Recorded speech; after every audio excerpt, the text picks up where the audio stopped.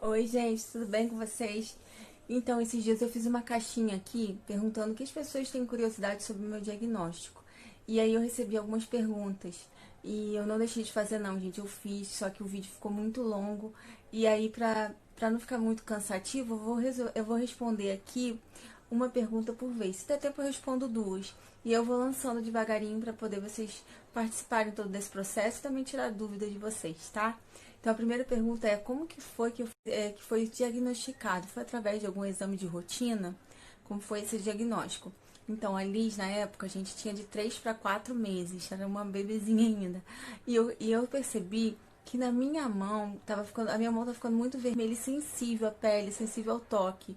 E aquele vermelho, com o passar dos dias, ia se subindo, alastrando para o braço. E também na coxa. A coxa também, entre o joelho e a coxa, estava ficando muito vermelho também. Não era a perna toda, sabe? Eram manchas soltas, que você encostava assim, ela ficava vermelha, aí você tirava, ficava a marca do dedo branca e muito sensível. E aí eu lembro, gente, porque olha só, nós profissionais de saúde, a gente tem um sério defeito. A gente cuida de todo mundo, a gente entrega o nosso amor ali, o nosso coração, mas a gente não cuida da nossa saúde. E todas as vezes a gente se medica, a gente vai empurrando com a barriga para não ir no médico. E eu fiz assim a vida toda. Mas dessa vez, gente, eu digo que foi o Espírito Santo de Deus, foi Deus mesmo. Ele me incomodou muito em relação a isso. Algo dentro de mim falava, vai ao médico, vai ao médico. E aí eu fiquei incomodada, mandei foto para algumas amigas, enfermeiras e para o meu amigo médico. E eles falaram, ó, você tem que ver isso, porque a gente não sabe muito bem o que é, que pode ser. E aí eu lembro que na noite anterior, que eu mandei essas fotos, eu falei assim, eu tentei dormir e me falava, Deus me incomodava assim, você precisa ir amanhã ao médico, vá amanhã ao médico. E eu fiquei tão incomodada que eu não. E aí eu fui, gente, eu não consegui dormir nesse dia, eu tava ansiosa que chegasse na manhã seguinte, e foi a primeira coisa que eu fiz, foi direto pro hospital. Chegando lá, era plantão de um médico, conhecido desse meu amigo que eu mandei a foto, que estava fazendo reumatologia. Ele não tinha terminado ainda. E ele estava cursando num polo de esclerose sistêmica, né? Era o período que ele estava no polo de esclerose sistêmica de uma universidade do estado, que também não tem em todo lugar, nem em todo lugar do país tem um polo só dessa doença, porque é uma doença muito rara. E quando ele me olhou, eu falei os sintomas, eu falei, cara, eu tô sentindo como se a pele estivesse colando com o meu músculo. Essa é a sensação que eu tenho. E eu tinha umas manchinhas também na pele que começaram na gravidez. Que todo mundo falava que era de gravidez aquela mancha. Hoje não é muito perceptível no meu rosto, porque eu sou muito branca e eu acho que já igualou. E eram essas manchas que foram alastrando no decorrer da gravidez e nesse período de 3 meses, 4 meses dali, tinham muitas. E quando eu falei desses primeiros sintomas, que era a pele sensível, vermelha, com sensação de colabando no músculo, e ele olhou essas manchas e ele falou, caraca, Karina, você está com todos os sintomas de esclerose sistêmica. Gente, a mancha branca é parecida com essas daqui da minha mão. Ó, não sei se dá pra vocês perceberem. Aqui esse dedo, dá pra ver melhor. Ó, era mais ou menos assim.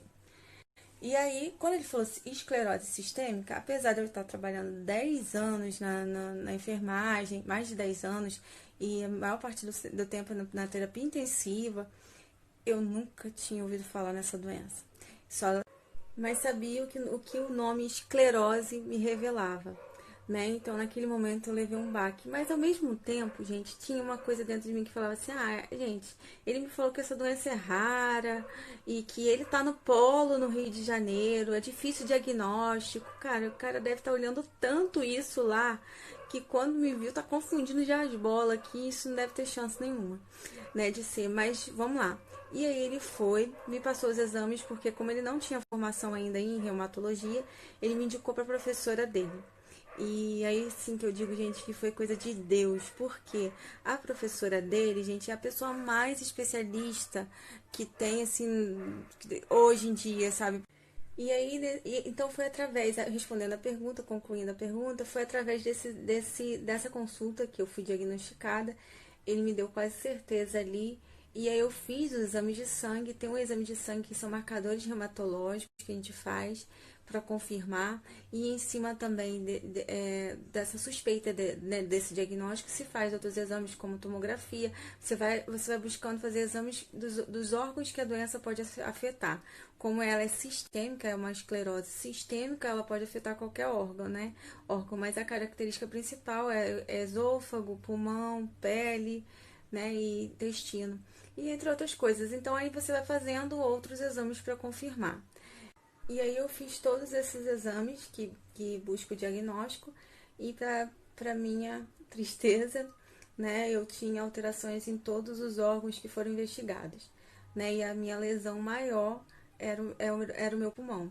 E assim, a coisa mais incrível que pareça, eu não tinha nada respiratório que eu pudesse desconfiar daquilo.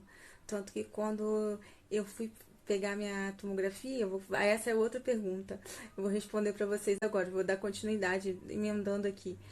Um momento que me deu muito baque, me perguntaram isso, assim, qual foi o momento do diagnóstico que te deu mais... Gente, esse dia que ele me falou, eu senti meu mundo abrir um pouquinho, meu chão abrir um pouquinho. Mas o dia que realmente eu me vi de frente com a doença foi quando eu fui fazer a minha tomografia, de pegar o resultado da minha tomografia de pulmão, e eu não tinha nada respiratório. Gente, eu respirava normalmente. Eu respirava normalmente, eu treinei até os 7 meses de gravidez, eu voltei a treinar com 3 meses da Liz, e parei exatamente nessa época para fazer esses exames, e não tinha nada, não passava mal de respiração. E aí eu falei, cara, vou pegar essa tomografia, tá tudo tranquilo, eu sei que eu tenho uma doença aqui, o exame já deu positivo, mas cara, eu tô no controle ainda da situação, porque eu não tenho nada, não tenho sintoma, então não tem nada aqui, né? E aí eu lembro que o rapaz da clínica que eu fiz o exame colocou a imagem da tomografia em cima da mesa para comparar meu nome e escrever no livro. E aí eu te digo, gente, como é bom às vezes ser leigo. Porque quando eu vi as imagens da minha tomografia, eu falei assim, não, essa imagem tá muito ruim, gente, essa imagem não pode ser minha. Eu tava sozinha e meu marido tava no carro. Eu falei assim, não, eu falando comigo mesma, essa não é minha não, ele tá confundindo. E não é minha não, não é minha não. Jesus, aí comecei a pedir a Deus, não só nessa tomografia. E aí eu comecei a pedir a Deus para que não fosse a minha. E sabe aquele minuto que você fala assim, eu dou tudo que eu tenho, mas eu não, Deus, faça que não seja essa minha realidade. Eu acho que só quem passou por um diagnóstico pode imaginar o que é isso. E eu dava tudo para não ser minha realidade aquela hora. E aí ele vai falar, senhora Karina, assina por favor a sua tomografia. E naquele momento eu recebi, como se eu tivesse recebido verdadeiramente o diagnóstico. Meu chão abriu, porque antes eu tinha o diagnóstico, mas eu não tinha sintoma. Agora eu tinha a doença viva, mostrando a doença viva dentro de mim, me matando, e eu ao menos sentindo. Ela ia me matar sem eu sentir. E o que eu tenho para falar nesse vídeo para vocês em relação ao diagnóstico, aos exames que diagnosticaram esse período, nesses dias, o que eu aprendi, que depois disso eu participei muito de... E aí eu fui participando de grupos de pacientes com esse diagnóstico e fui vendo, gente, a cada dia como que Deus cuidou de tudo. Cuidou de quando ele me incomodou para que eu fosse ao médico, porque se fosse outro tempo eu não iria. Me incomodou de ir num dia que eu tinha que ir encontrar esse médico para ter esse olhar que estava tão aguçado para essa doença. Porque se eu fosse em qualquer outro reumatologista que nunca viu essa doença na vida, só estudou, talvez eu estaria sendo diagnosticada errada, como eu vi muito nesse grupo. Eu vi muitos pacientes que passaram boa parte da sua vida lutando contra essa doença, mas se tratando como outra. E assim, a doença foi deixando cada vez mais sequelas. A minha própria médica falou que ela nunca viu um diagnóstico tão precoce, assim, que o normal é ficar anos sentindo aquilo, as sequelas, e para depois, às vezes trata até como outra coisa, como eu falei, ou as pessoas vão empurrando os sintomas com a barriga. Então, assim, meu recado para você é que vocês estejam atentos aos sinais do seu corpo. Não só os sinais de doença, gente, não esperar a doença bater, mas os sinais de estresse, os sinais de cansaço, de esgotamento, saber que é a tua hora de parar, a sua hora de respirar, que você precisa principalmente a parte emocional, a gente precisa se cuidar. Então, assim, a gente tem que abrir os nossos olhos para isso, não ficar voltado só para o externo, olhar para dentro de nós. Precisava estar atenta a ir ao médico. Isso mostra o cuidado de Deus, mostra o dedo de Deus, mostra também que eu fui obediente a Deus. Então, assim, quando o mundo quis desabar na minha cabeça, quando meu chão quis abrir, foram meus olhos voltados a Deus que me fez superar. A onda do barco que eu estava era gigante e eu ia afundar se eu não estivesse olhando para Ele que estava ali na minha frente, me mostrando que estava cuidando. Então, eu peço para vocês isso, às vezes.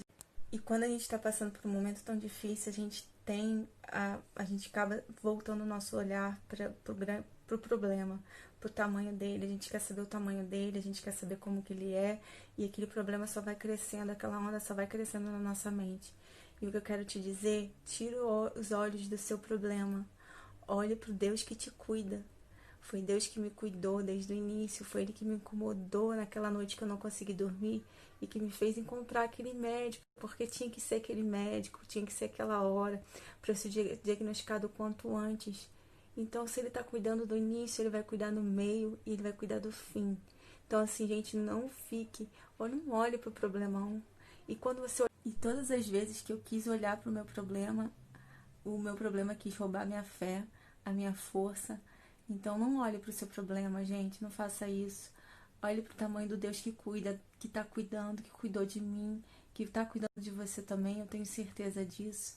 E temos que voltar nossos olhos sempre para o Senhor, porque qualquer problema que existir fica muito pequenininho perto dele. E eu falo para vocês o que eu falo para Liz. Quando ela tá com medo, eu digo, filha, a gente tem que enfrentar nossos medos, porque é ali que a gente descobre o quanto a gente é forte. Se a gente não enfrenta nossos medos, se a gente não enfrenta nossas lutas, a gente não descobre a força que a gente tem.